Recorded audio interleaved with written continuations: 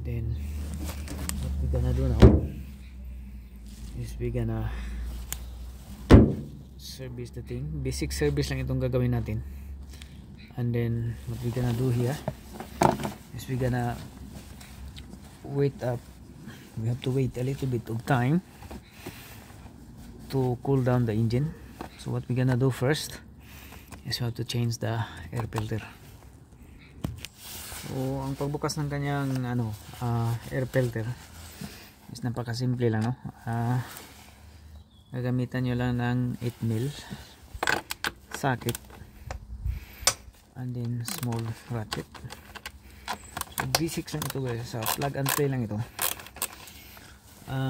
Pagka nagbukas kayo ng air filter box, idetanggalin nyo yung contact ng map sensor.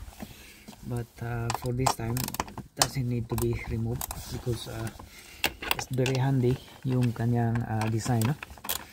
So plug and play lang as I said. This is the design is very accessible at hindi tayo mahirapan, no? So buksan na natin, andahan.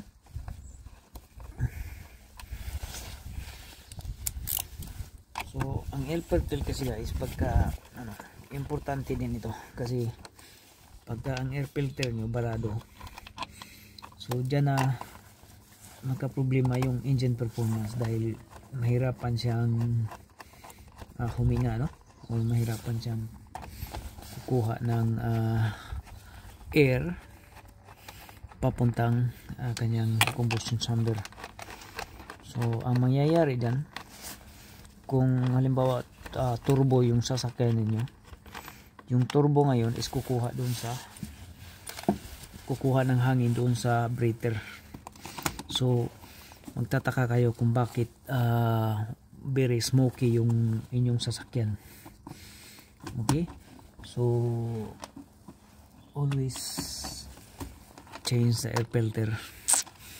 Like normally air filter, if it is very dirty, and you're gonna change it every 3 months. Very simple lang naman magkabit ng air filter. So kagaya nito, that's very dirty now. It looks like clean, but when you press it inside, it's all around 30. So mahirapan yung engine na makahigop ng hangin dito. Kung sa tao pa ito, hinihika na, no? Dahil dirty na nga yung air filter. So papalitan natin ang bago ito. And then yeah, so ito yung kanyang air filter made by Blueprint. Blueprint is a good brand. I'm not pushing this product, but I've been using this Blueprint as well in a long time, no? So this is the new one. Before tearing off the new one, you need to compare the size, kasi pagka na butas nyo to o nasira nyo yung kanyang plastic na cellophane, sealed kasi ito, so hindi na po yan pwede ibalik pagka nasira niyo yung so kailangan you have to compare the parts between the old and the new one, that if it is totally matched up, then you can remove the seal or you can remove the seal. Okay, so it's clean. So yung pagkabit nito is ganyan lang, plug and play lang guys. Pagkabit nito ganyan lang siya. Okay, so ganyan.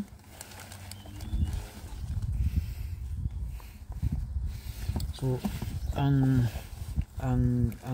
ito na portion, kita nyo parang may tingle siya dito yan sa front, facing front, dahil ang purpose yan para dito kayo kukuha ng i-lift up ninyo siya by means of this one. So ganyan yung pagkabit, huwag yung ganyan, ganyan. So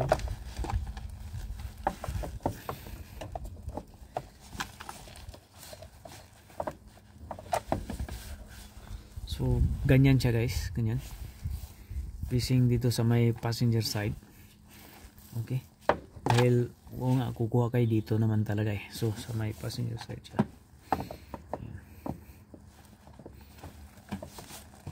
Okay. Kailangan hindi siya maluwag. So ganyan. Tamang-tama lang siya. So and then pagka yari na, saka nyo na ikakabit yung screw. Saka nyo na ikabitan ng screw, apat na screw. Tighten it by hand. Yan, of course. Yan.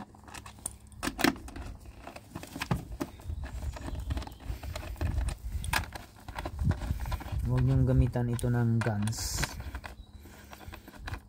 para hindi mag loose thread yung kanyang thread, because yung mga air filter box is mga delicate po yan.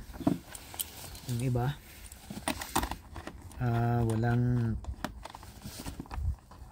nut or kaya gawa lang ng plastic, so napaka delikado po yung over tight natin, tapos hindi na alam ng may-ari na naka over tight na pala yung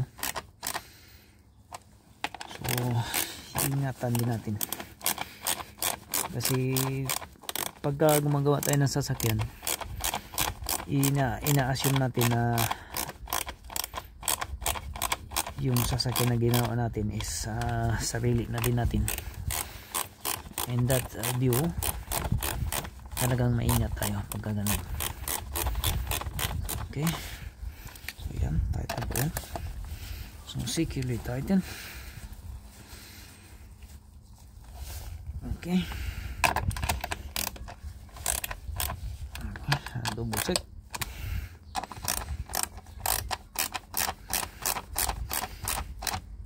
Okay,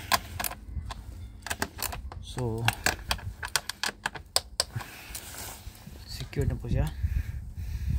And then yan, so tapos na tayo sa plan B, plan A, which is yung kanyang filter, napalitan na natin.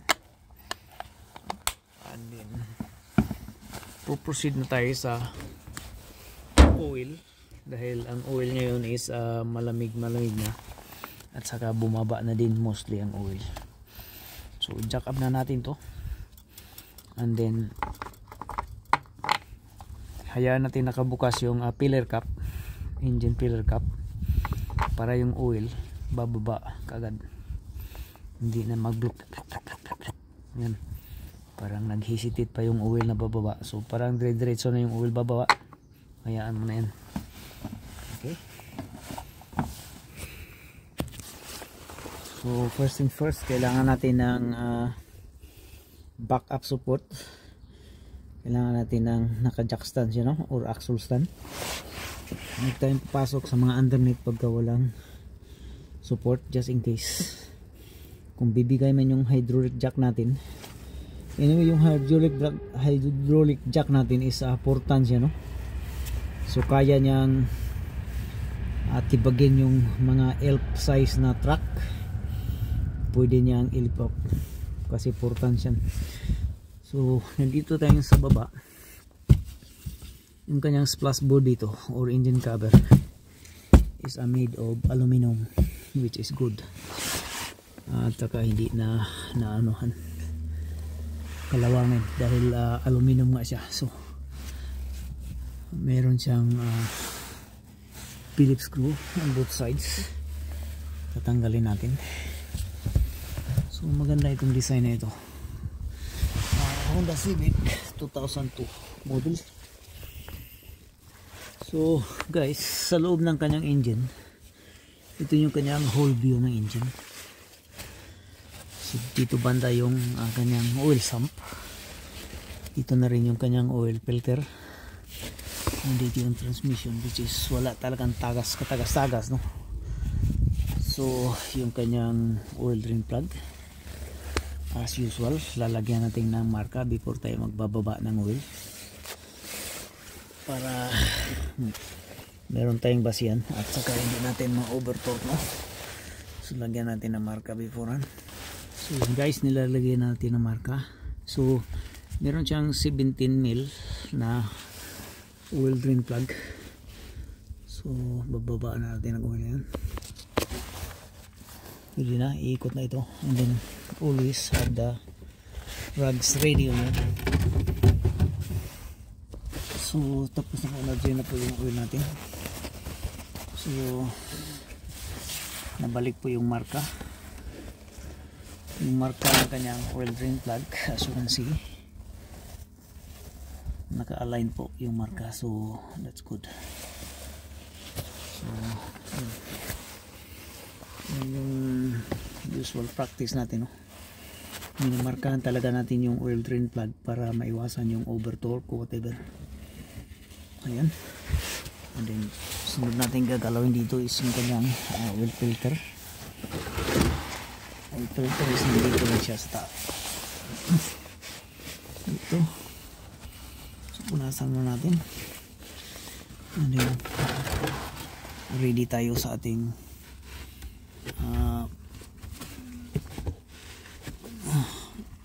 oil pan. So dandahan tayo. Dandahan. Ayan. So until tatagos na siya, saka na natin tuluyan tanggalin. Okay. Okay.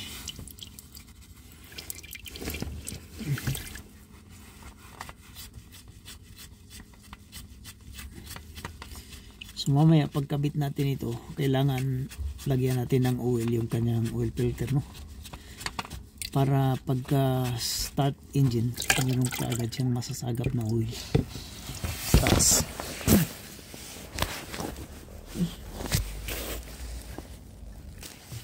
So what we're gonna do here, we're gonna top up oil before putting it back in.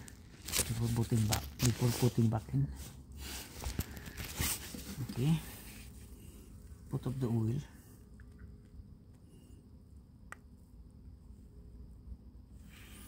The reason for that is because the oil filter is designed on the top side, like once you start the engine, will directly suck into the oil pump.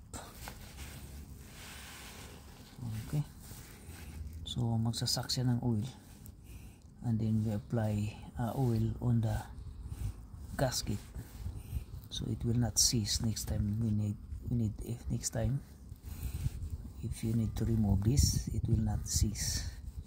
So apply oil on the gasket. It's full of oil now.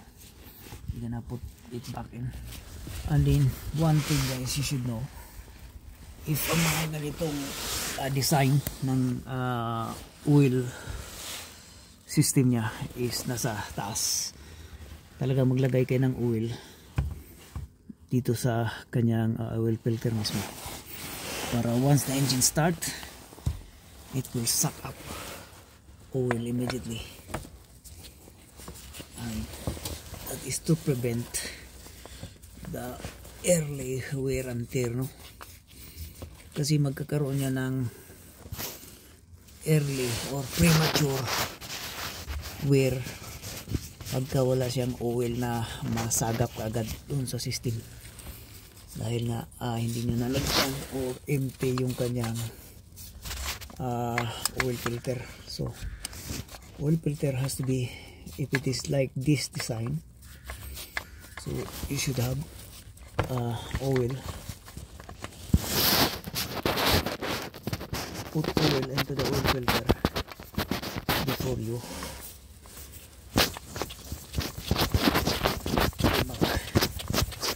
just put that oil on the oil filter and tighten it by hand, and then after that we'll do snug tight by this one, by the oil filter rate.